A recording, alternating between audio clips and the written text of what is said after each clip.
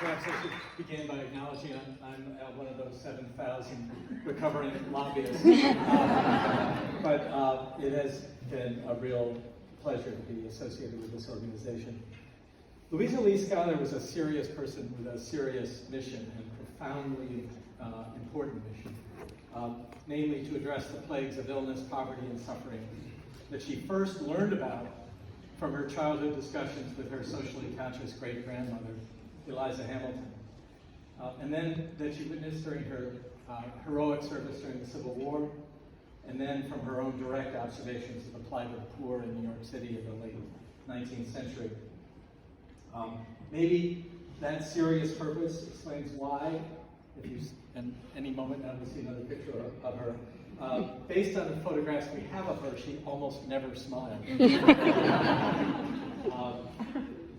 Her unique take on how to combat these issues was to do so collectively, through an independent organization that could align with allies and enlist government to intervene at improving the lives of the most vulnerable New Yorkers.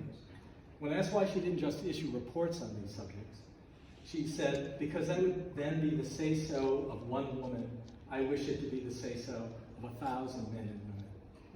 Which is why SCAA was born and continues to be an independent voice addressing some of our most stubborn social inequities.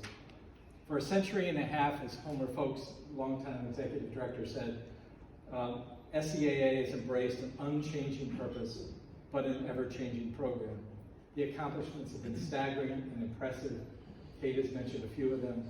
On health, SCAA combated the scourges of TB, diphtheria, and influenza, creating the nation's first school of nursing and enacting the public health law in its first couple of decades, to more recent efforts to enhance oral health, to lead the Medicaid Matters Coalition, and to focus on the impact of Medicaid on the first 1,000 days of a child's life. In child welfare, it launched those inspections of orphanages and poorhouses, led efforts to place children in loving homes, and advocated for an Office of Children and Family Services, and enacted family-preserving child welfare policies. In mental health, established visiting committees to oversee conditions in almshouses and asylums, enacted the Community Mental Health Reinvestment Act, and Joanne is here who can claim credit for that, and protecting the rights of persons with mental illness in adult homes. In low-income tax policy, establishing and expanding upon the Earned Income Tax Credit and the Refundable Child and Dependent Care Credit. And in just the last couple of years, SCAA led coalitions to fund universal pre-K. Just this past budget helped obtain unprecedented state funding for child care. And last but not least, I think one of the most innovative initiatives in its history is the Child Poverty Reduction Act, which Kate just spoke about.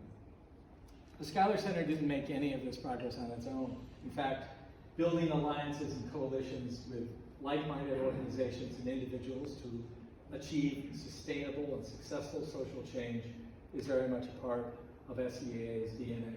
Needless to say, especially for the legislators present here, none of this would have happened, and policymakers, none of this would have happened without you either.